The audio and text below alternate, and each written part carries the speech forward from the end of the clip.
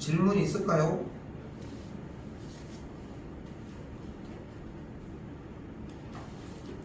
괜찮아요? 그럼 이번 다음 시간 분량 부분부터도 그렇게까지 문제가 되진 않을 거고 연습 문제도 좀 미리 채워보시면 좋을 것 같습니다. 지금부터. 자, 그럼 봐봐요. 우리가 이제까지 했었던 라인들을 살짝 전체적으로 정리를 한번 해볼게요. 일단은.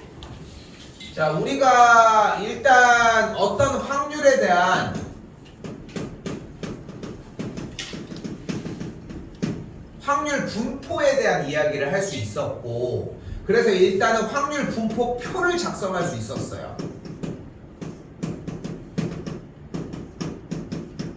이런 식으로. 그리고 또한 총합은 항상 1이라는 걸 이야기할 수 있었고, 확률 질량 함수라고 맨 처음에 표현을 했습니다.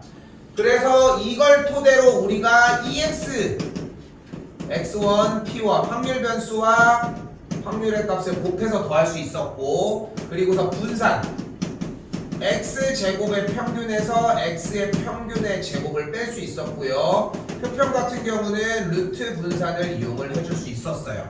여기서 이제 추가적인 공식이 하나가 있었죠. 바로 AX 더하기 B에 대한 값을 구하는 방식, 그리고 분산을 구하는 방식, 그리고 표편을 구하는 방식이 있었고, 여기는 제곱 분산, 마지막은 절대값 표편이 나왔었습니다. 됐죠? 그리고 지금 여기에 대한 라인을 따라주는 확률 분포는 일반적인 수학적 확률을 토대로 이야기가 나와졌어요. 그래서 확률이라고 하는 녀석의 종류가 몇 가지 있었어? 일단은 수학적 확률이 있었고, 그리고 조건부가 있었고, 마지막 하나 더 독립시행이 있었죠. 그래서 수학적 확률을 토대로 확률 분포를 만들어서 정리를 하는 작업이 있었던 거야. 그치? 그래서 이게 끝난 다음에 그 다음에 뭐 해줘? 조건부는 다른 확률 분포가 따로 존재하지는 않고 독립시행이 따르는 확률 분포를 우리는 뭐라고 부른다고 했어요? 이항분포라고 부른다고 했어요. 그래서 이항분포는 어떻게 표기를 했어? 시행의 수와 이렇게 정리를 해줬었고, 또한 독립시행의 형태 같은 경우는 일반형이 NCR 곱하기 P의 R제곱 1 빼기 P의 N-R제곱 뭐 이런 꼴이었고, 요걸 토대로 이항분포를 작성할 수 있었어요.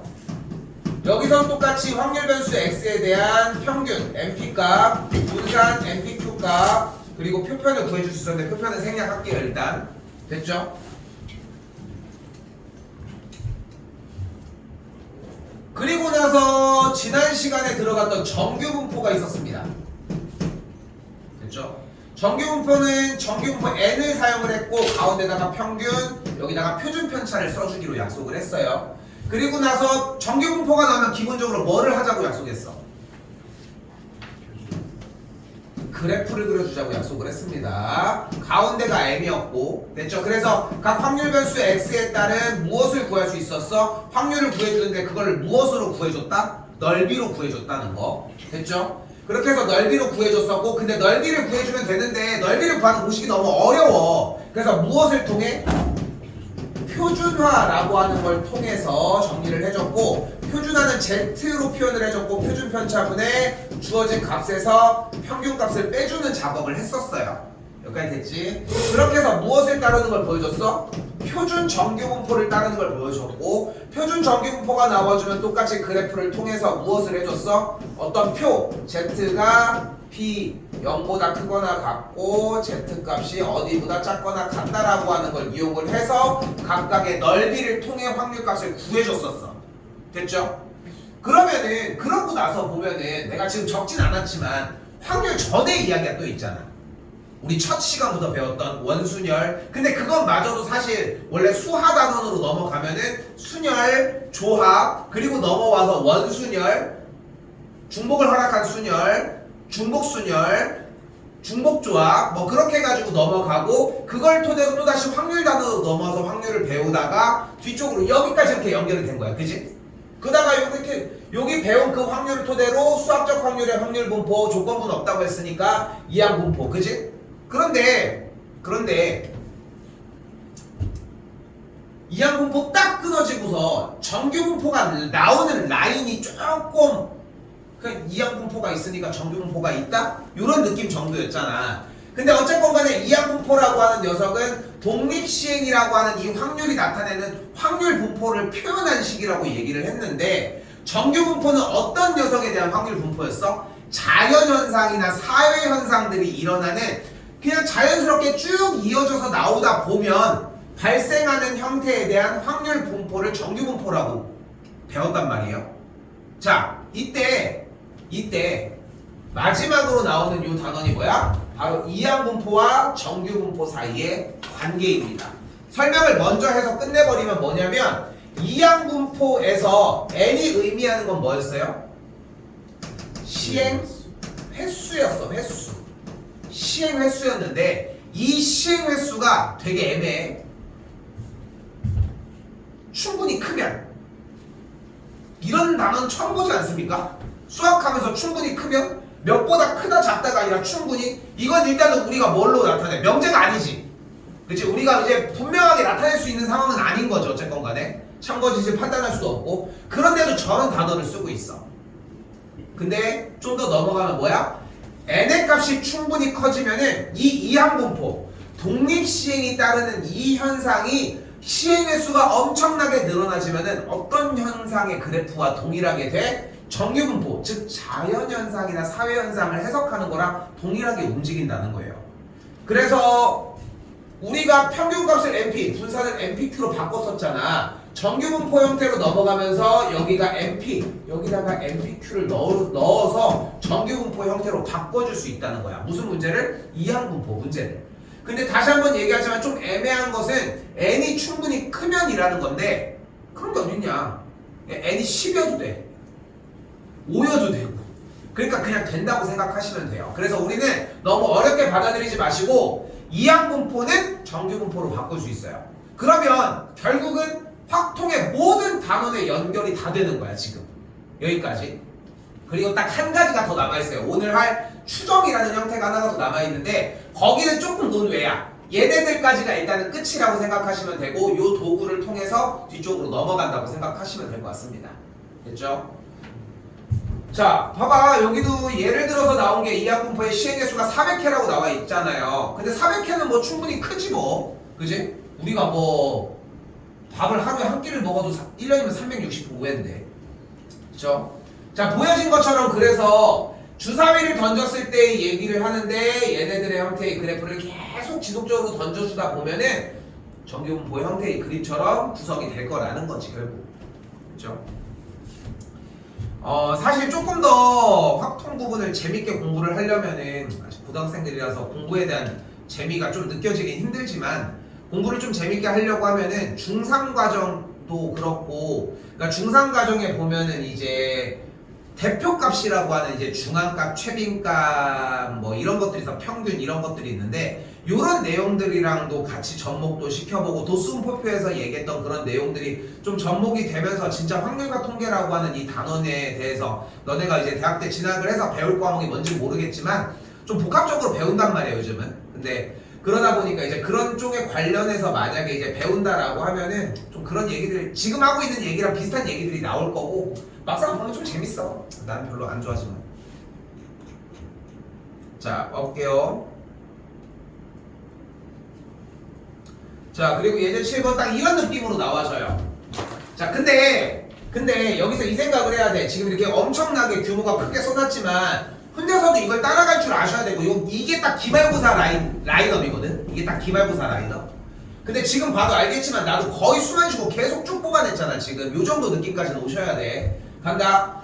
이항 분포를 풀 때의 핵심은 뭐였냐면은, 얘가 독립시행에서 왔다는 거를 인지하는 게 포인트예요.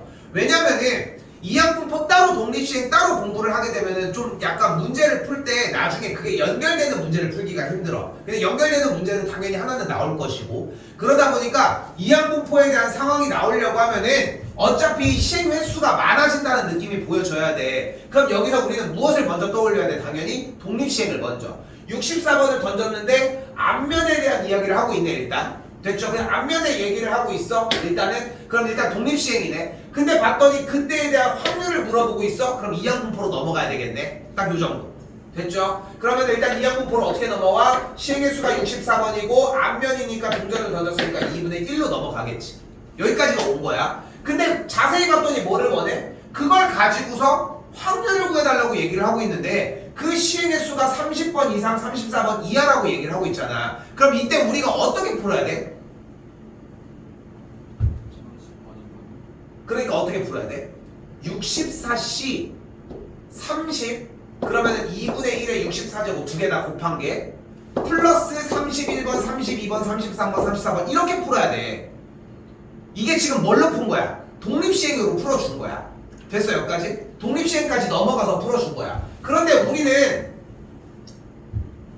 지금 주어진 이 문제를 뭘로 풀어달래? 표준 정규분포를 사용을 해서 풀어달라고 했으니까 정규분포로 넘겨주고 싶은 거야. 근데 아까 설명을 얘기를 했지만 원래 수학적인 정의에서는 시행의 수가 늘어났을 때 그런 현상을 보인다지만 우리는 문제를 풀어야 되다 보니까 숫자를 어느 정도 너무 높게 늘릴 수는 없어. 그러다 보니까 이 친구를 그냥 간단하게 이항분포는 정규분포로 바꿀 수 있다고 판단하셨으면 좋겠고 어떻게 바뀌는 걸 볼 수 있어요? 평균 MP 32가 되겠고 분산은 한 번 더 곱하니까 MPQ 2분의 1이니까 16 4의 제곱인 꼴을 볼 수 있겠지.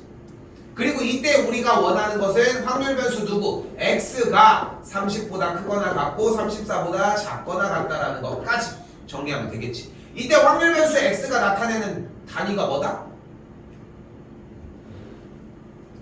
몇 번이니까 시행 횟수가 되겠죠. 그리고 이거 확률을 물어볼 때는 정규분포를 구성하는 평균과 분산해서 사용하는 단위랑 똑같아야 된다고 얘기를 했는데 이 단위가 어디서 왔어 어차피? 이항분포에서 왔잖아. 그리고 이항분포에서의 모든 확률 변수는 무엇을 표현을 했어? 횟수였으니까 여기도 횟수가 맞는 거야. 됐어요? 이건 자연스럽게 흘러가는데 그 한 문제 튀어나가는 지난 시간에 했던 유형 6번 문제 그 하나 나가는 걸 잡기 위해서 좀 평상시에 좀 건드렸으면 좋겠는 거. 됐죠? 여기까지? 그럼 이때 이걸 구해주시면 되겠고 우리는 뭐를 해줄 거예요? 이걸 가지고 표를 사용을 해야 되니까 표준 편차분의 주어진 값 마이너스 평균 똑같이 표준 편차분의 주어진 값 마이너스 평균을 이용을 해주고 그럼 양쪽이 모두 다 마이너스 0.5부터 0.5의 사이라는 걸 볼 수 있겠고 그렇기 때문에 우리는 주어진 이 0.195 아이고 미안 그래프 그려주기로 했고요. 가운데 0이고 0.5부터 마이너스 0.5까지 둘러싸인 넓이니까 0.1915의 2배 0.3832 되겠죠. Z라고 쓰는 Z입니다. 됐죠? 그러니까 딱 요걸로 딱 마지막 점을 딱 찍는 거야. 아 그래서 처음부터 끝까지 쭉 연결된다고. 됐어요? 그러다 보니까 어떤 시점에서 문제를 내더라도 다 동일한 얘기들을 보여준다는 거지. 결국은 어떤 시점에서 이야기를 하건 간에 물어보는 형태들은 계속 비슷합니다. 됐죠? 이런 식으로 정리가 된다는 거.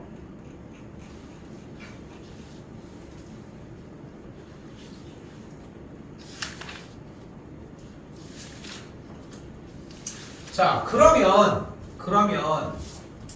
우리는 대체 이 짓을 왜 하고 있는 것이냐. 니네가 제일 많이 하는 얘기 중에 하나냐. 중학교 중딩 막 지금은 그래도 안 하잖아. 그래도 유치해가지고 이거 배워서 뭐해 돈 계산만 하면 되는 거 아니야. 요즘은 발전하지 않았을까? 요즘은 돈 계산도 안 해도 되잖아. 카드 대도 되잖아. 그러지 않을까? 그런 얘기는 안 하나? 근데 자 결국은 이런 것들을 자꾸 어떤 대상에 대해서 조사를 자꾸 하는 것은 결국은 어떤 예측을 위해서라고 생각해. 그 유명한 얘기 알아? 뉴턴도 주식을 못해서 주식 물렸었다고. 그 똑똑한 그 사람도 주식에 돈을 많이 꼬랐대. 근데 주식이 결국은 미래를 예측하는 게임인 거잖아. 어떻게 보면은 단순하게 서울대 막 경영 막 엄청 머리 좋은 애들 1차적으로 기술적인 부분이 아니라고 하면은 제일 많이 내려가는 데가 이제 막 그런 은행 쪽이거든. 그 거기 가가지고 뭐해? 그 주식 그거 하는 거야. 돈 버는 게 엄청나니까 생각보다 이제 뭐 하나은행, 지주 뭐 이렇게 해서 붙는 그런 데서 이제 데려가거든. 여의도 이런 데 있는 거. 근데 아무튼 근데 가가지고 빨리빨리 머리가 빠르니까 그런 걸 가지고서 대응이나 이런 것들을 더 빨리 할 수 있는 걸 얘기를 하는 거지. 다시 원래대로 되돌아와서 우리는 조사를 했을 때 그 결과를 예측을 해보자는 거야. 소위 얘기하는 이제 오차가 조금이라도 없게끔 이제 어떤 조사를 한번 해보자는 거지. 그런데 조사의 형태는 가장 크게 두 가지로 나눠지게 됩니다. 전수조사와 표본조사라고 얘기를 하는데 이 두 가지의 어휘는 그냥 알아뒀으면 좋겠어. 근데 표본조사는 충분히 많이 들어볼 수 있고 얘기되지. 지금도 그거 하나 양파 껍데기? 양파 해가지고 양파 이거 표피 이렇게 잘라가지고 보면은 양파 세포가 이렇게 돼 있는 거. 이거 맞나? 내가 너무 오래돼서 기억이 안 나네. 아무튼 뭐 이렇게 돼 있는 거. 하니? 중학교 때 했었어요. 중학교 때? 개구리 해부 안 해? 개구리 요즘은 안 하는 거. 예.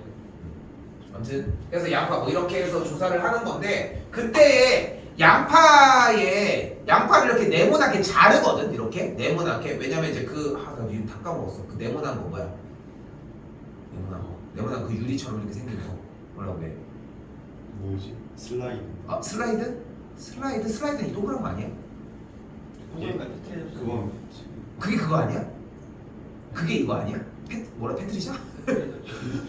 그거 같은 거 아무튼 그러니까 거기다가 해가지고 그 중요한 거는 원래 있던 그 조사하려고 하는 그 대상을 잘라서 이렇게 올려놓잖아. 왜냐면은 그걸 통으로 올려놓을 수 없으니까 현미경으로 보려면은. 그래서 그걸 가지고서 이제 잘라낸 그 조각을 우리가 표본이라고 얘기를 하거든. 그래서 이제 일단은 조사는 표본조사와 전수조사가 있다고 생각하시면 됩니다. 근데 이제 얘기하는 것처럼 표본조사는 그래도 잘 들어보는 어휘 중에 하나인데 전수조사도 좀 약간 익숙하게 생각했으면 좋겠어요. 전수조사는 싹 다 조사를 하는 거야. 대표적인 게 뭐야? 재밌는 건 인구조사입니다. 인구조사인데 지금 죽었다고 해서 한 명씩 내릴 수는 없잖아. 태어났는데 올리고 이럴 수는 없잖아. 그러니까 그날 당일의 서류를 기준으로 우리나라 인구가 현 시점에 몇 명인지가 정확하게 한 명까지 나와. 그러니까 서류상으로 얘기를 하는 거니까 사망신고를 하고 뭐 출생신고를 하고 이렇게 하는 거니까. 아무튼 그런 상태고 뒤쪽에 있는 표본조사 같은 경우는 조사를 가지고서 조사를 하는데 일부만 조사를 하는 거지. 자 여기서 이제 모든 얘기가 다 나와 사실. 그럼 니네 같은 생각을 해봐. 뭐가 더 정확해? 전수조사가 더 정확하겠죠. 왜 그렇게 생각하지? 표본조사를 했는데 그게 정확할 거라고 생각하는 거는 대체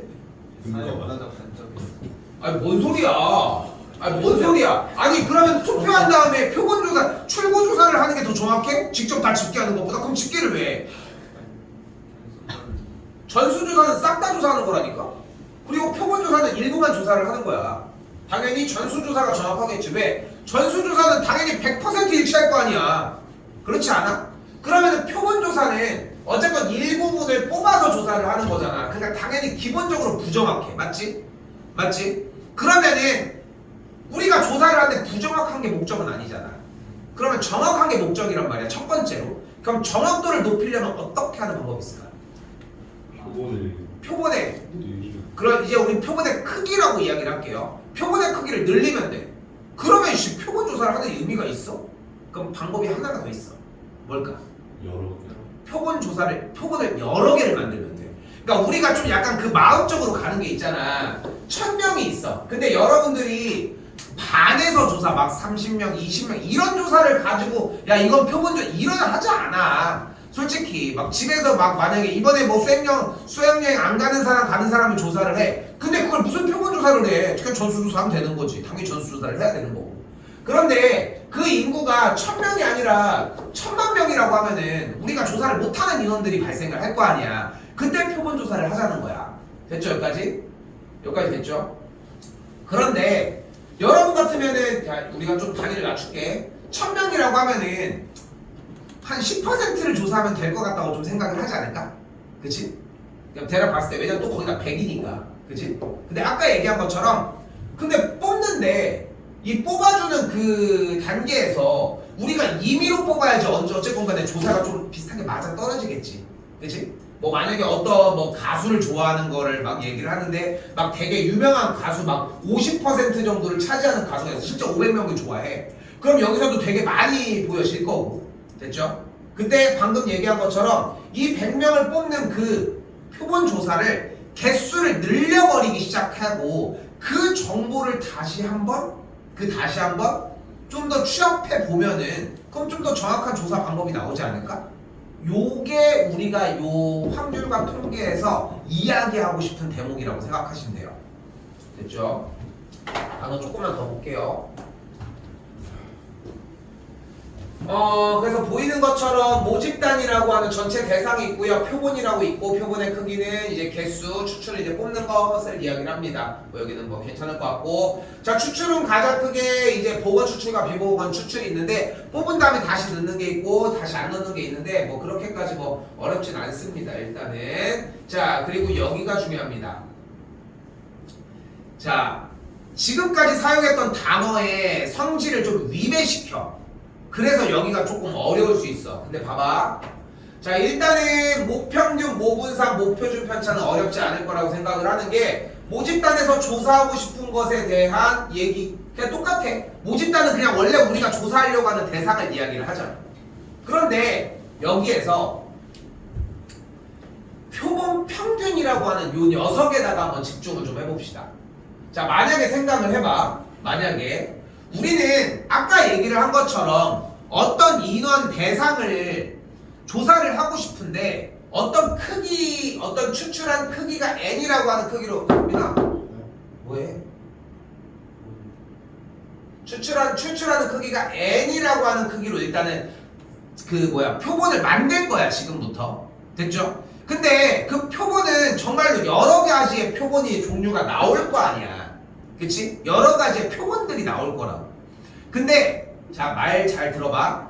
그 표본들 중에 모집단 이어가 원래 우리가 조사하려고 하는 그 집단과 되게 성질이 유사한 녀석도 있을 거야. 그치?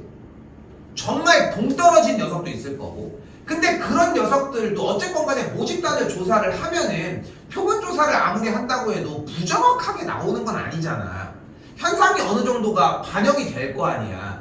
그 표본들 중에 모집단과 성질이 되게 유사해. 똑같다고 하기는 힘들어. 하지만 정말 유사해. 그러니까 표본들을 만들다 보면은 그 표본들의 평균치가 모집단이랑 유사할 거 아니야.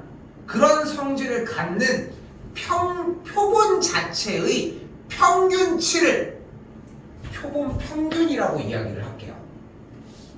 그러니까 왜 이렇게 단어를 얘기를 하냐면은 우리는 뒤쪽에 평균이 붙으면은 EX를 생각을 한단 말이야. 그치? 왜냐면 평균값을 구해야 된다고 생각을 하는 거야. 맨 끝머리의 단어가 평균이니까. 근데 이거는 표본 평균이라는 단어가 주는 의미는 표본들 중에 평균치라고 하는 이 뒤에 치라고 하는 단어가 붙는다고 생각을 해줬으면 좋겠어. 됐어요? 평균적인 표본 자체를 표본 평균이라고 부르자고. 됐어요? 그러면은 표본 평균의 평균을 또 구할 수 있게 되는 거야. 자, 이거 조금 이따 뒤에서 다시 얘기를 할게. 그리고 이때 표본 평균을 우리는 x를 쓰고 위쪽에다가 짝대기를 그어서 보통 x 바라고 읽는데 읽을 때 우리는 이 녀석을 표본 평균이라고 읽습니다. 자, 달라지는 건 이거 하나야. 그럼 얘를 뭐라고 읽어? 표본 평균의 평균이라고 읽어주시면 돼요. 그러니까 다시 한번 내가 여기서 이제 여러분들이 가져갔으면 그러니까 너네 사실 단어를 별로 신경을 안 쓴단 말이야, 솔직히. 그런데 표본 평균이 주는 의미가 그냥 아예 표본의 평균이 아니라 표본을 의미를 하는 거야. 평균이 붙는 게 무의미하다고. 그것만 이해하셔도 좀 들어가는데 어려움은 없을 것 같아요.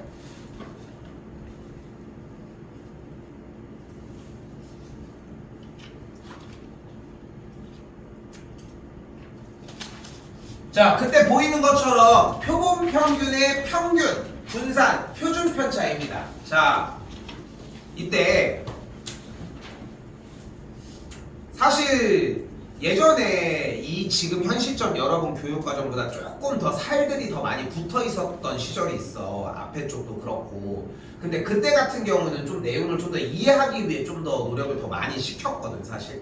근데 현 시점에 여러분들이 받아보는 이 교육과정은 문제들도 마찬가지지만 내용에 대한 이해가 그렇게까지 필요하지 않아요. 그래서 지금부터는 문제를 푸는 게 첫 번째 집중 포인트가 되게끔 잡아줄 거고 고난이도를 푸는 데까지 전혀 문제가 안 돼. 오케이? 그러니까 믿고 그냥 똑같이 풀어주시면 좋을 것 같아요. 간다. 이때 표본 평균의 평균은 무조건 모평균과 동일합니다. 됐죠? 조사를 하지 않더라도 표본 평균의 평균은 항상 모평균과 동일해. 원래 우리가 알고 있었던 그 모집단에 대한 평균값과 동일할 거라고. 그리고 하나 더 뭐가 가능해? 표본 평균의 표준 편차는 루트 n분의 표준 편차로 사용을 하시면 됩니다. 됐죠? 요 정도까지 루트 n분의 표준 편차로 쓰는구나 정도까지만 잡으시면 될 것 같아요.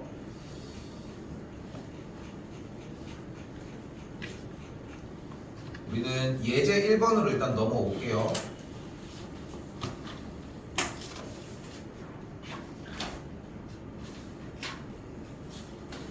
우리가 생각하는 것보다 막 복잡하게 뭐를 운용해야 된다는 느낌보다는 그냥 키워드 자체로 그냥 돌려서 가져갈 수 있어.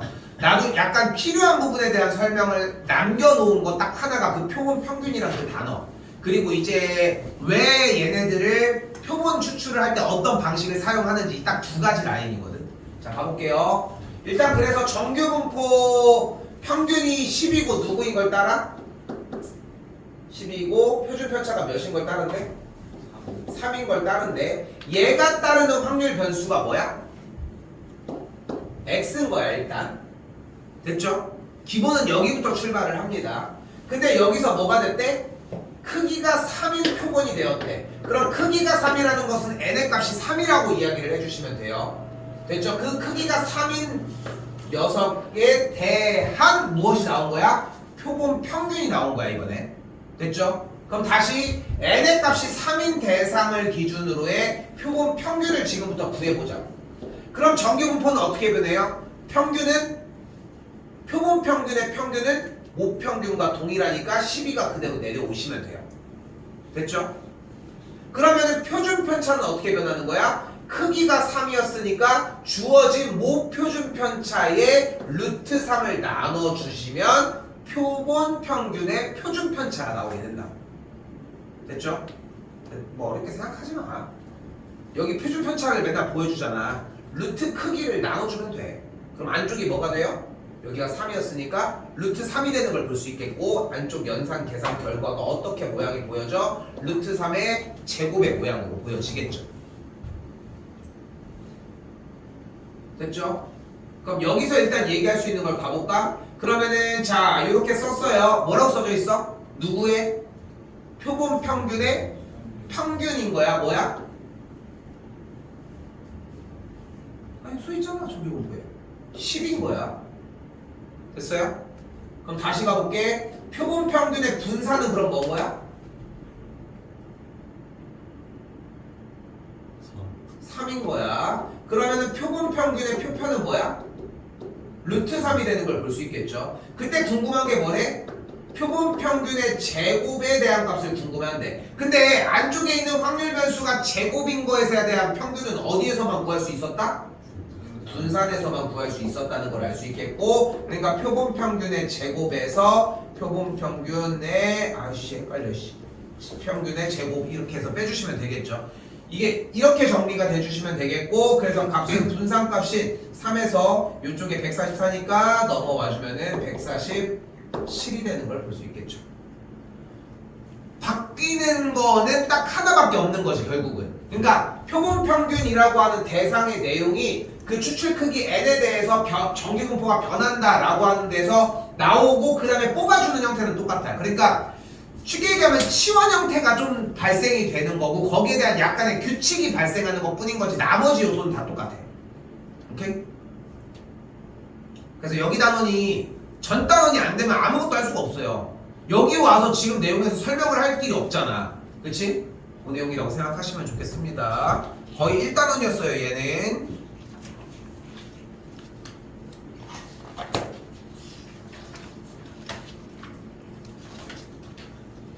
자 이번엔 2번입니다. 이번에는 뭐라고 하고 있냐면 한 개의 주사위를 5번 던져서 나온 수의 평균을 표본평균이라고 얘기를 하고 있습니다.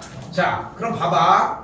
자 이거 문제가 좀 재밌을 수 있는 게 한 개의 주사위를 그러니까 이 문제 자체가 좀 정체성이 좀 되게 중요하거든. 왜냐면은 여러분들이 독해를 잘할수록 이게 조금 더 걸리적거릴 수가 있어. 근데 봐봐. 한 개의 주사위를 5번 던졌을 때 나온 눈의 수의 평균을 표본평균 X라고 한대. 그럼 5번 던졌을 때? 라고 얘기를 했잖아. 그러면은 5번 나왔을 때 평균값의 최소는 몇이야? 1이겠지. 그럼 그 다음은? 2야? 그치. 그치. 근데 그걸 다 가지고 가는 거 솔직히 무리지. 그 방법이 아니라는 걸 알겠지. 그럼 내가 문제를 딱 바꿔볼게요. 여기. 한 개의 주사위를 2번 던졌다고 바꿔볼게요. 그럼 얘기가 달라져. 그치? 2번 던졌다며. 그럼 표본평균 X 봐봐 이렇게 있어. 그럼 어떻게 할 수 있어? 2번 던져서 나온 눈의 수의 평균이라며. 그럼 제일 작은 값이 몇이야? 1. 그 다음 1.5. 그 다음 그 다음 그 다음 그 다음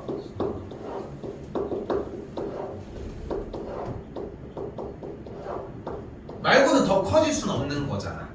맞지? 맞죠 여기까지? 근데 이게 너무 어려우면은 조금 더 바꿀 수 있어. 한 개의 주사위가 아예 정육면체의 모양이 아니라 정사면체로 바꿨으면은 이거에 거의 반절 정도밖에 안 될 거 아니야. 그치? 근데 이걸로 봐도 좀 어렵다라고 생각은 하지만 앞에 쪽 과정에 머리가 꽂혀 있으면 솔직히 이 생각을 안 할 수가 없어 생각보다. 그럼 봐봐 1이 나오려면 어떻게 돼야 돼? 2번 던진 거니까 얘 36분의 1이겠지. 맞죠? 그럼 얘는 뭐 해야 돼? 1, 2 아니면 2, 1이잖아. 그러니까 뭐야? 36분의 2겠지. 이렇게 해서 계산을 한 다음에 뭐 해주면 돼? 곱해주면 평균 나올 거 아니야. 그리고 제곱해가지고 정리하면 분산 나올 거 아니야. 그렇게 해서 풀면 얘가 나오는 거야. 근데 우리가 2단원이 아니야 지금. 그래서 이 문제가 좀 생각보다 기억 놔줘야 되는 게 내가 이걸 직접 잡는 문제가 아닌 것 같은데 하는 생각이 하나 떠올라야 돼. 그래서 이거를 너무 못 풀어. 이 문제, 이 유형이 기말고사 범위긴 하지만 이 문제를 너무 못 풀어. 근데 못 푸는 이유가 식을 세우는 건 어려운데 그 나머지 방법은 모르겠는데요. 딱 이 느낌밖에 안 든다는 거지. 자, 잘 봐. 자, 문제 푸는 거 봐요. 자, 이 문제는 어떻게 풀 거냐면은 확률 변수 x를 주사위를 던졌을 때 언제? 한 번 던졌을 때 나온 눈금이라고 얘기를 할게요. 그럼 각각의 확률이 6분의 1로 나오는 걸 확인할 수 있겠고 됐죠? 그럼 우리는 주어진 이 값들에 대해서 무엇을 구해줄 수 있어? 평균과 분산값을 구해줄 수 있겠죠. 그렇게 정리가 되는 게 뭐가 나와? EX의 값이 2분의 7이 나오고요. 이때 분산값이 12분의 35가 나옵니다. 여기까지 됐죠? 됐죠?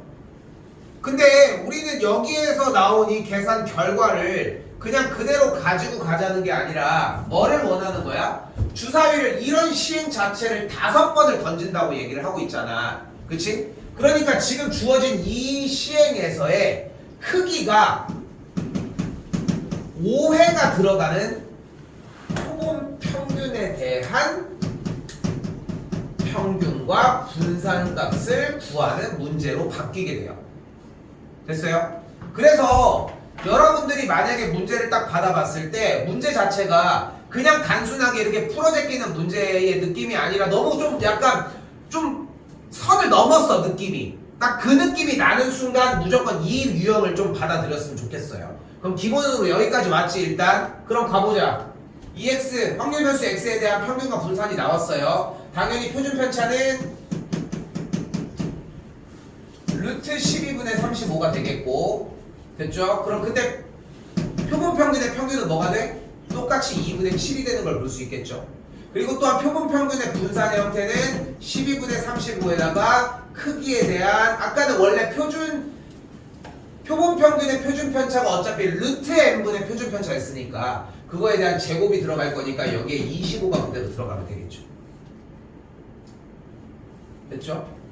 그럼 5가 날아가게 되면은 7이니까 정리하면 60분의 7이 되는 걸 볼 수 있겠죠. 이렇게 구해주시면 됩니다.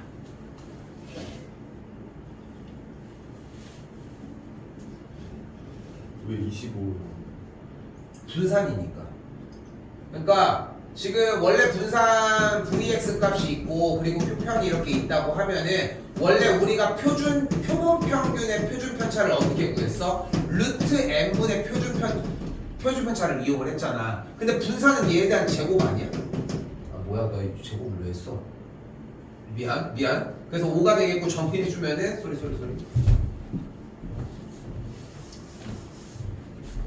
내가 잘못했어요. 정리되면은 12분의 35에다가 5분의 1을 그대로 곱해주게 되니까 12분의 7이 정리가 되겠죠. 소리. 얘 하나가 좀 많이 걸려. 얘 하나가. 그래서 밑에 아래 예시도 살짝 보시면은 문제 결은 좀 비슷해요. 얘는 그냥 아예 대놓고 크기가 몇이라고 얘기를 하고 있잖아. 근데 여기 봐봐. 얘가 딱 대표적으로 나오는 딱 생김새야.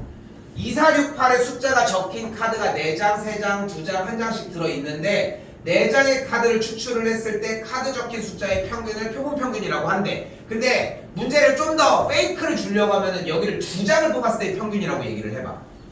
그럼 2장을 뽑았을 때의 평균은 아까 얘기한 것처럼 그렇게 많지가 않은 거야. 뭐가 돼? 2, 3, 4, 5, 6, 7, 8 이거밖에 안 돼. 그럼 할만해 보이지 않아? 근데 주어진 문제 자체가 이렇게 직접적으로 평균을 구하는 것이 아니라 뭐를 원하는 거다? 하나짜리로 일단은 값을 구해 놓은 다음에 그 다음에 표본의 크기를 늘려주는 문제라는 거. 됐죠? 이렇게 풀어주는 문제로 해석하시면 됩니다. 자, 이제 정규분포랑 이제 연결을 지어 보도록 할게요. 아, 이거 추정 오늘 얼마 안 돼서 해야 되는데 되나 모르겠다, 시간이.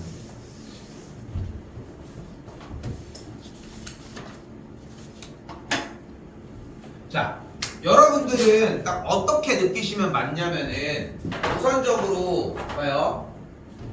지금 당연하게 여러분들은 여기 있는 오른쪽에 있는 이 표준 정규분포 표를 보고서 문제를 푸는 걸 생각을 할 거란 말이야. 지난 숙제들도 그랬을 거고, 그치? 얘가 나와서 이제 그 전 단계의 그림이 필요하구나만 인지를 하면 되는 건데, 여러분들은 이 생각을 하셔야 돼요. 지금부터는 표가 나왔어? 너 그럼 혹시 나한테 크기를 준 표본 평균에 대한 관련된 문제가 맞는가? 이것만 먼저 확인을 해주시면 돼요. 그러니까 정규분포 문제는 그냥 물어본 문제였겠고, 정규분포 문제는 어차피 물어보는 확률 변수가 바뀌었냐 안 바뀌었냐만 물어보면 돼. 근데 표본 평균에 대한 관련된 문제 형태라고 하면은 한 번 더 확률 변수에 대한 개념을 좀 바꿔야 되기 때문에, 그래서 그것만 좀 주의했으면 좋겠고. 자, 순서대로 가볼게요. 뭐 제자리 멀리 뛰긴지 뭐 고등학생인지 이게 중요하지 않죠. 그럼 그대로 갑니다. 정규분포가 120이고 표편을 따를 때 됐죠. 그리고 그 앞에 지난 시간부터 얘기를 했던 것처럼 확률 변수 x가 따른 거 먼저 표시 됐죠. 여기까지. 그리고 나서 아래를 봤더니 크기가 25라고 얘기를 했으니까 표본 평균이 따르는 표준 편차의 형태는 그대로 똑같이 120이 따르고, 그러면 정리가 2의 제곱이 되게끔. 됐죠? 그럼 이때 문제가 평균이 115 이상 124 이하라고 얘기를 했으니까 115 이상이 되면서 124 이하가 됐으니까 이렇게 확률을 구할 수 있겠고, 어차피 확률은 우리가 넓이를 통해서 구해줘야 한다는 것까지. 근데 어차피 지금 보여지는 평균이 120이고 표준 편차가 2인 정규분포의 그래프를 따라갈 수는 없으니까, 그러니까 얘를 가지고 표준화를 시켜줘야 되겠고, 표준화 값은 그대로 표준 편차분의 주어진 값에서 평균을 빼주면 되겠죠. 똑같이 값에서 평균 빼주시면 되겠고, 정리돼서 빠진 값이 마이너스 2.5, 이쪽 값은 그대로 2가 됨을 알 수 있겠죠. 그대로 확률을 구해주면 되니까 거의 끝까지 왔어요. 뭐 할 차례? 그래프 그릴 차례. 그려주고 가운데 빵. 아이고 뭐를 안 썼어. 여기서 얘가 따르는 게 표준 정규분포라는 걸 안 썼어요. 일단 됐죠? 그래서 따르는 거 확인을 했고, 범위는 어디부터 어디까지? 마이너스 2.5부터 2까지니까 둘러싸인 넓이는 0부터 2까지와 0부터 2.5까지를 더해준 0.5 뭐냐? 9, 7, 1 뭐 이런 식으로 되겠죠. 똑같죠? 그러니까 지난 시간 숙제만 정리가 완료가 됐으면은 솔직히 이번 시간에서 배워야 되는 내용은 딱 하나. 여기. 그치? 여기도 어차피 그대로 간다는 것만 이해하면 되니까 여기가 어떻게 바뀌었는지에 대한 내용만 연결시키면 되겠지.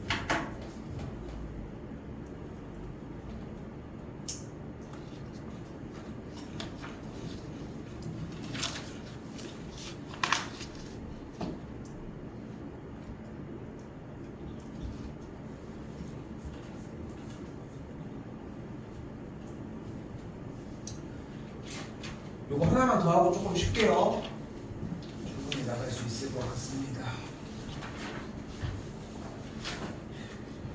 그래서 이 파트가 좀 중요한 게 뭐냐면은 여기 파트가 앞에 쪽이 숙달이 얼만큼 됐느냐고. 지금 솔직히 올해 이제 수능이 거의 한 3달 정도 남았잖아. 3달 좀 안 남았지만 근데 수능 시험지가 딱 나오고 요즘은 지금 뭐 페이퍼로 저걸 신문을 안 보기는 하지만 근데 이제 나오면 이제 막 앞에서 막 나눠주고 막 이러거든. 막 그 시험지 막 이렇게 많이 노출도 많이 되고. 근데 그때 예전에는 이제 집집마다 다 종이 신문들을 다 많이 봤었으니까 그래서 수능 날이 되면은 수능 다음 날 딱 되면은 그 다음 날이면은 모든 그 그 신문지에 그 시험지가 꽂혀서 와. 왜 그런지는 지금도 그런지는 모르겠는데 그래서 시험지가 꽂혀서 오면은 이제 그때는 고등학생이었으니까 그거 들고서 가가지고 이제 이런 거 나왔구나 하고 보고 좀 이랬었었는데 확통 부분을 딱 보잖아. 거기 부분을 딱 보면은 이런 문제들이 똑같이 있어요. 최소 2개, 많게는 3개까지 이 정도의 문제들이 있는데 보면은 다 똑같은 내용이야. 아무리 어렵고 킬러 문항 자리에 있어도 그렇게까지 차이는 안 날 거라는 거. 똑같습니다. 지금부터 갑니다. 정규분포가 어떻게 따른대요? 평균이 200이고 표평이 10이니까 10의 제곱. 근데 얘가 따르는 것은 확률 변수 x가 따르는 걸 볼 수 있겠고 쭉 독해 더 내려왔더니 n컵의 용량에 대한 평균이 194 이상일 확률이라고 얘기를 하니까 똑같이 표본 평균 자체가 크기가 n인 녀석으로 추출을 해주자. 됐죠? 그럼 어떻게 돼? 평균은 그대로일 거고 표준 편차는 루트 n분의 10의 제곱의 꼴을 띄겠죠. 그리고 물어보는 문제는 뭐였어요? 표본 평균이 194 이상일 확률을 물어봤고 그 계산의 결과가 0.8849였다는 것까지.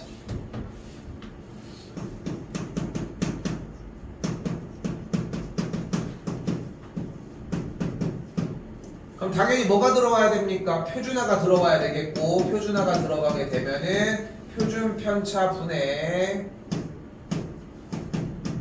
주어진 값에서 평균 200을 빼주시면 되겠고 그러면은 다시 한번 그 시점에서 얘가 따르는 표준화가 된 녀석이 따르는 표준 정규분포는 표준 정규분포가 될 것이고 얘가 따르는 녀석에서 우리는 이상이었을 때의 확률이 0.8849니까 왼쪽 부분에서 이미 정리를 해야지 엄청 0.5보다 큰 값을 가지고 가겠죠.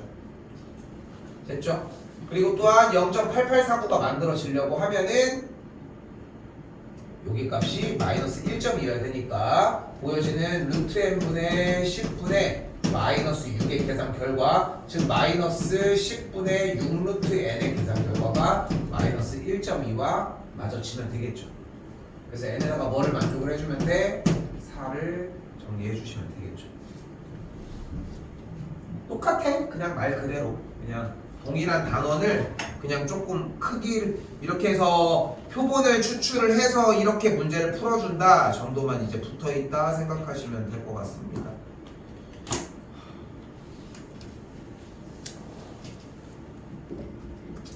자, 말이 길었는데 볼게요. 추정입니다. 자, 추정은 자 일단은 볼게. 표본 평균이나 표준 편차 같은 그 표본으로부터 얻은 정보를 사용해서 모집단에 대한 정보를 유추하자는 거예요. 유추. 그렇게 되겠지. 내가 이 정보를 됐으니까. 그런데 봐봐. 예를 들어서 1000명의 학교에 1000명의 학생이 있는데 좋아하는 가수를 막 조사를 했어. 뭐 누구는 뭐 에스파를 좋아하고 누구는 뭐 뉴진스를 좋아하고 막 해가지고 막 비율적으로 이렇게 어떻게 나온 거야. 근데 우리가 거기에서 100명이라고 하는 표본을 조사했다고 해서 완벽하게 똑같은 조사값을 가질 수 있는 건 아니잖아. 그치? 그러면은 여기서는 무엇이 발생해? 바로 오차라고 하는 게 발생을 해. 됐죠? 오류가 발생을 할 거 아니야. 어느 정도 여기가 안 됐고 뭐가 됐고 이렇게. 그런데 아까 설명했던 거에서 거의 끝났어. 표본의 개수를 어차피 추출을 1000명 중에 랜덤하게 섞는 거야. 100명을 추출을 할 건데 그 100명이 어떻게 될지 모르겠지만 계속 반복해가지고 조사를 하자는 거지. 그렇게 해서 돌리다 보면은 그 정보들을 예를 들어서 100개 정도를 만든다고 생각을 해봐. 100개 정도를. 근데 여기 조사에 대해서 자 그냥 얘기를 잘 들어봐. 여기 조사값에 대해서 1위, 2위, 3위가 나올 거 아니야. 그치? 1위, 2위, 3위가 나올 거야. 근데 이 표본에 대해서도 1위, 2위, 3위가 나올 텐데 항상 정답이 맞다고만 할 수는 없지 않을까? 그치? 어떨 때는 3위인 정보가 좀 더 그쪽에서 조사한 게 좀 치우쳐져서 걔가 1위일 수도 있을 거고. 그치? 그렇게 될 수는 있을 거 아니야. 근데 어지간하면 그렇게까지 바뀌진 않을 거라는 거지. 됐어요? 어지간하면 그렇게 바뀌지 않을 거라는 거지. 그래서 이 지금 내가 추출한 표본 평균이 어느 정도로 정확하냐를 표현해 주는 것을 우리는 신뢰도라고 이야기를 합니다. 됐어요? 벌써부터 좀 힘들지. 근데 이게 내가 아까 잠깐 얘기했잖아.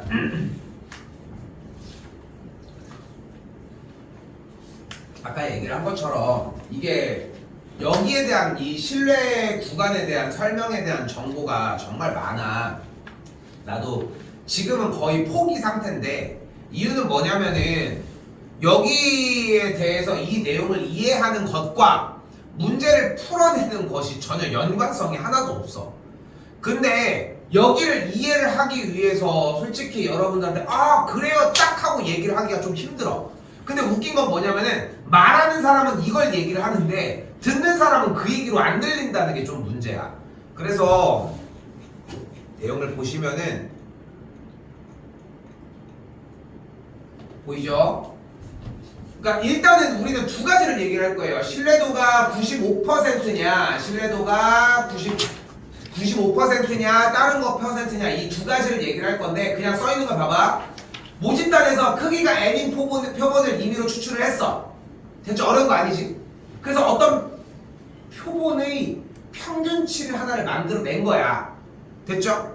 그냥 만들어낸 거야. 근데 그러다 보면 그 표본이라고 하는 녀석을 만들었을 때 그 추출되는 표본이 어떻게 되는지 모르겠지만, 그치? 추출되는 표본이 어떤 데인지는 모르겠지만 아까 얘기했던 그 표본 평균이라고 하는 형태들 표본들을 쭉 나열을 했을 때 그들 중에서 제 평균치에 해당하는 녀석들이 얘네 쪽으로 치우칠 수도 있고 얘네 쪽으로 치우칠 수도 있다는 거지.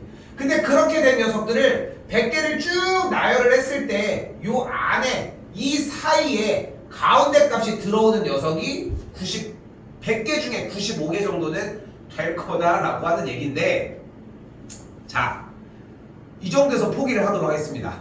그러니까 여기는 다시 한번 얘기를 하지만 이게 왜 95가 무슨 뜻인지가 하나도 중요하지 않아. 그러니까 내가 얘기하는 거를 조금만 믿고 나 뭐 중요한 것도 없어. 믿고 그냥 버려도 괜찮아, 내용은. 오케이? 그래서 이 결과 뭐가 나오게 되냐면은, 자, 적게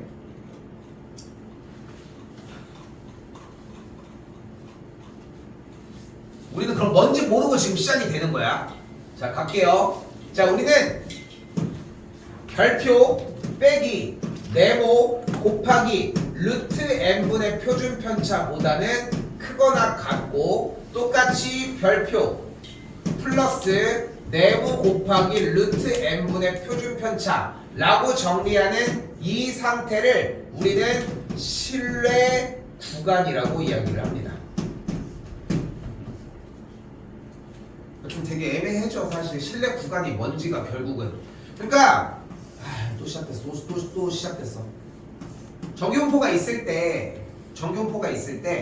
우리가 어떤 자료를 가지고서 조사를 해. 그러면은 막 되게 수없이 많은 자료들이 막 조사가 될 거란 말이야. 근데 그 수많은 자료들을 어떤 크기로 조사를 했을 때 얘랑 원래 있던 기존이 되는 이제 모집단이 되겠지.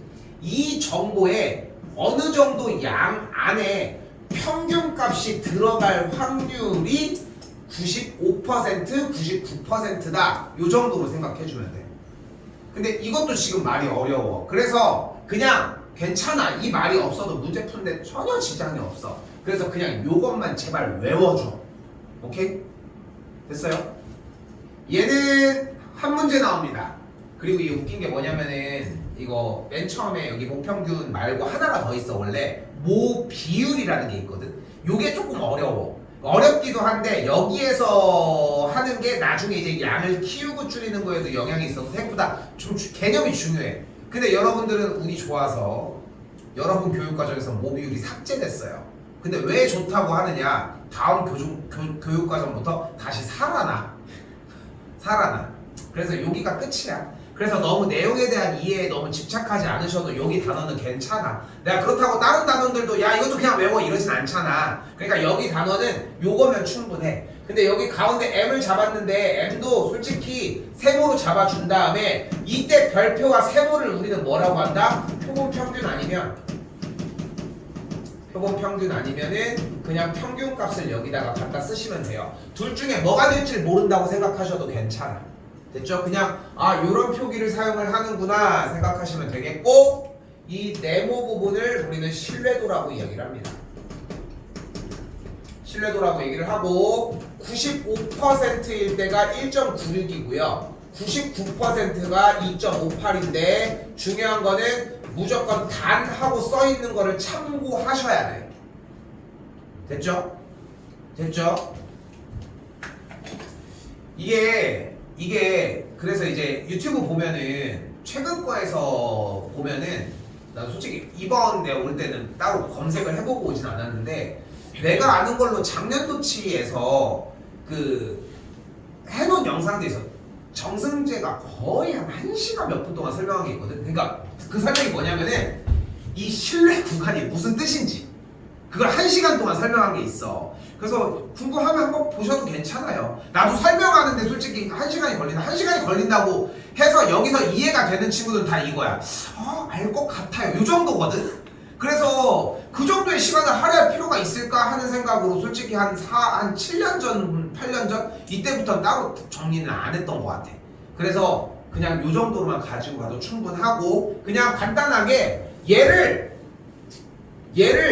95% 믿을 수 있다. 요 정도 구간을 딱 잡아 놓으면은 이 안에는 평균이 들어간다. 요 정도로 생각합시다. 자꾸 설명하게 되는데 아니야. 넘어올게요. 문제로 가면 좀 심플해집니다.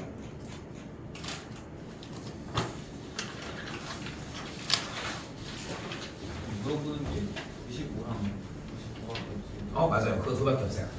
갈게요. 자, 일단은 써져 있는 그대로 받아들이시면 됩니다. 뭐라고 써 있어? 신뢰도 95%의 신뢰 구간이라고 써 있죠. 그럼 어떻게? 별표 빼기 네모 곱하기 루트 n분의 표평보다 크거나 같고 누가? 세모가. 그리고 별표 더하기 네모 곱하기 루트 n분의 표준 편차를 써줘. 이게 일단 기본이에요. 그리고 여기다가 뭐 해줘? 이제 끼워 맞추기 시작하면 돼. 자, 중요한 거는 세모와 별표는 누가 들어가도 상관이 없어. 근데 높은 확률로 가운데가 모평균입니다. 됐죠? 그리고 주어진 문제를 봤더니 평균이 70을 유지한다고 했죠. 바깥에 있는 표본 평균을 70으로 잡도록 하고요. 마이너스 네모 자리에 뭐를 하자고 했어요? 신뢰도를 넣자고 했는데 신뢰도가 문제에서는 95%를 원한다고 했지. 95%는 여기를 얘기를 하죠. 여기 써져 있는 1.96을 여기다 쓰시면 됩니다. 여기도 똑같이 1.96 그대로 쓰시면 되겠고. 됐죠? 그리고 나서 추출 크기가 몇이에요? 100명을 추출한다고 했으니까 루트 100은 몇인 걸 볼 수 있어? 10인 걸 볼 수 있겠죠. 여기도 똑같이 10인 걸 볼 수 있겠고 이때 표준 편차가 10이니까 여기다가 11을 써준 다음에 이제 뭐 하면 돼? 계산만 하면 돼. 이게 다야. 그러니까 앞에 쪽에 실내 구간에 대한 내용을 이해를 시켜도 결국은 이 작업은 똑같이 들어와. 그러니까 이걸 기억하고 이거를 이해한다고 해서 이 작업이 조금 달라지는 건 아니야. 조금 달라져. 조금. 근데 그 얘기조차도 그냥 외우는 걸로도 분명히 대체가 가능해. 그러니까 시간 낭비를 하지 말자는 거지 우리는. 오케이? 그냥 그거 하나입니다. 됐죠? 어차피 뭐 됐죠? 자, 한 번 더 가볼게요. 그럼 계산해 볼까요? 그럼 어떻게 돼요? 여기가 0점 계산하시면 되겠죠? 계산 안 한다. 알겠죠? 자, 그럼 이번에 오른쪽 문제 뭐예요? 신뢰도가 이번엔 99%라고 얘기를 했습니다. 근데 신뢰 구간은 어떻게 돼? 똑같아. 70 빼기 여기만 바뀌는 거예요. 2.58 곱하기 여기 표편도 똑같고 똑같이 가운데 m일 때 70 더하기 2.58 곱하기 블라블라. 됐죠? 어떤 문제는 특히 내신은 여기를 2.6으로 준다거나 여기를 2로 줍니다. 딱 속이기 좋겠지. 아니면 2.5로 준다거나 여기를 1.9로 준다거나 이렇게가 1.9 몇으로 이렇게 바꿔준다거나 소수점을 올림 계산이나 형태로 이제 다른 숫자로 바꿔서 정리하는 경우들이 있어서 여기만 확인하시면 돼요. 됐죠? 됐죠? 이 정도. 한 번 더.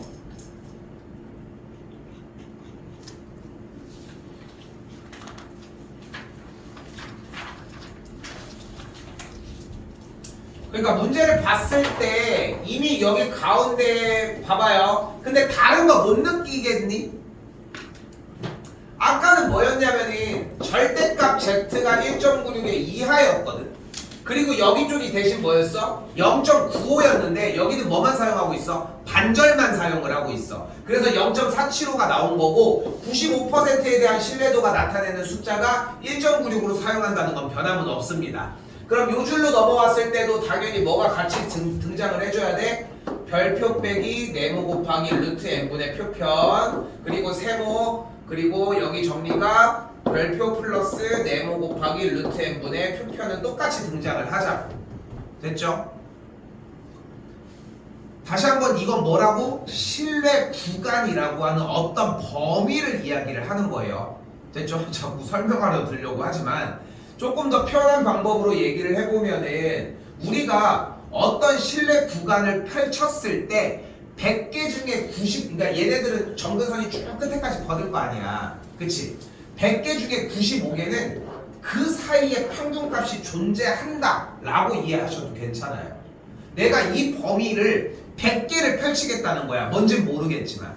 근데 요 값에다가 이렇게 정의를 해주면은 내가 지금 몇 개를 어디 영역에 펼치건 간에 그 사이에는 평균값이 들어갈 거다. 95개는. 그게 신뢰도 95라는 얘기고 거꾸로 표현하면은 내가 체크해놓은 구간을 기준으로 이 정규분포를 아무리 그려도 평균이 이 사이에 오는 정규분포가 95개는 있을 거라. 뭐 이런 얘기로 해석하시면 되겠습니다. 자, 똑같이 갈게요. 원하는 게 어차피 이렇게 나와져 있는 걸 볼 수 있겠고 그러니까 똑같이 우리가 원하는 m의 값은 평균 형태 나와 있겠죠. 평균이 300이라고 나와 있고 더하기 표준 편차 1.96 곱하기 크기 루트 n분의 표준 편차 20이 되는 걸 볼 수 있겠고 반대쪽은 똑같은 방식으로 300 마이너스 1.96 곱하기 루트 n분의 몇이었어? 20이 되겠죠. 됐죠? 그런데 여기서 끝일 게 아니라 뭐를 하나 더 정리를 해줘? 하나가 더 나와요. 바로 신뢰 구간의 길이입니다. 이 추정이란 단어는 딱 두 가지밖에 안 나와요. 하나 신뢰 구간, 둘 그것의 길이. 근데 자세히 보면은 오른쪽 대상은 뭐야?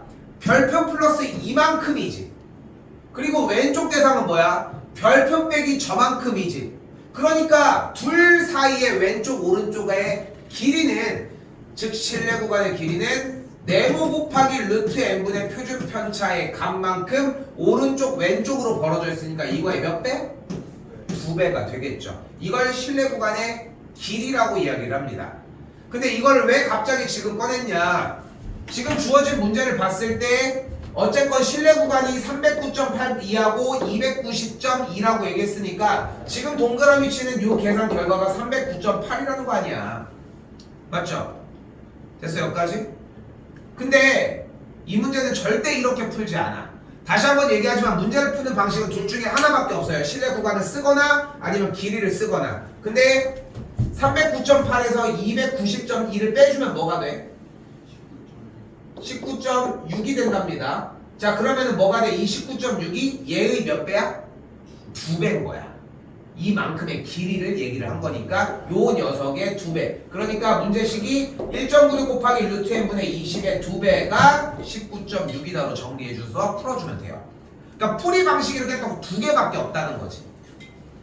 그렇죠? 아까 얘기한 것처럼 막 인간 막 일타 강사 이런 사람들이 그렇게 막 1시간씩 해가지고 써주는 이유가 예전 교육과정은 약간의 이해를 요구를 했어. 필요했었어 사실. 근데 현실점에서는 근데 그때도 뭐 엄청나게 요구하진 않지만.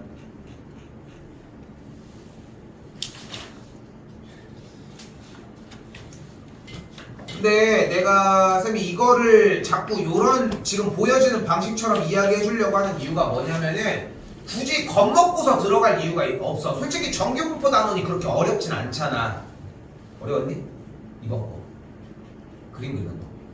근데 지금 이번에 했던 추출을 해서 정리라는 그 단원도 사실 그렇게 어려운 건 아니잖아 정리가. 그러니까 이제 남은 데는 여기 하나밖에 없다는 거. 근데 여기도 그렇게까지 어렵진 않아요. 똑같이. 자 표준 편차 나왔어요. 됐지? 정리됐고 모평균은 신뢰도 95% 밑에 1.96 확보. 길이라고 얘기했으니까 그대로 갈게. 2 곱하기 네모 1.96 곱하기 루트 n분의 사람 크기 표본의 크기니까 n 그리고 표준 편차 10 이게 뭐여야 된다? 길이가 2.8 이하가 됐으면 좋겠다. 그래서 얘가 2.8 이하였으면 좋겠다.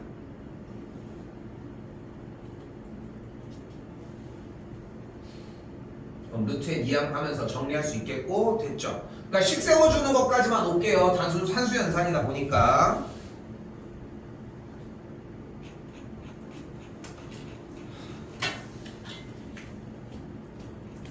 121쪽에 12번까지 올게요.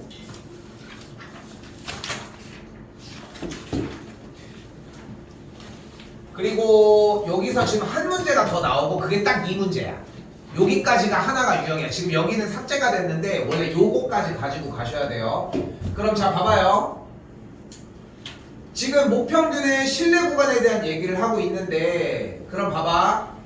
어차피 모양은 이렇게 잡기로 했잖아요. 별표 빼기 네모 곱하기 루트 n분의 표준 편차의 사이고 길이는 이렇게 잡자고 했어요. 그지? 그럼 자 문제 봐봐. 신뢰도가 일정할 때 됐죠? 일정의 얘는 그러니까 얘 값은 이미 고정이 되어 있는 거야. 2.58이나 1.96이 들어가 있는 거지. 그때 다시 두 번째 줄 기억. 표본의 크기를 크게 하면 그럼 표본의 크기가 커져. 그럼 분모가 커지지. 그럼 계산 결과는 커져 작아져? 작아지지. 그러니까 얘가 뭐야? 계산 결과가 실내 구간의 길이잖아. 그래서 실내 구간의 길이가 짧아져. 됐어요? 됐어요? 다시 한번 니은입니다. 자 이번엔 뭐래? 신뢰도를 높여. 신뢰도를 높이면서 표본의 크기는 작게. 그럼 다시 신뢰도가 높아진다는 얘기는 주어진 네모 값이 커진다는 얘기라고 해석하시면 돼요. 네모 값이 커져. 그러면은 네모가 커지는 순간 어떻게 돼? 계산 결과값은 당연히 커지겠지. 근데 표본의 크기가 작아지면 분모가 작아지니까 우리는 더 이득이지. 그럼 실내 구간의 길이가 훨씬 더 길어지는 걸 볼 수 있겠죠. 됐죠? 다시 이번엔 신뢰도를 낮추면서 표본의 크기 똑같은 얘기예요. 됐어요? 요 유형 하나까지가 들어가셔야 문제는 기본적으로 완성이 됩니다.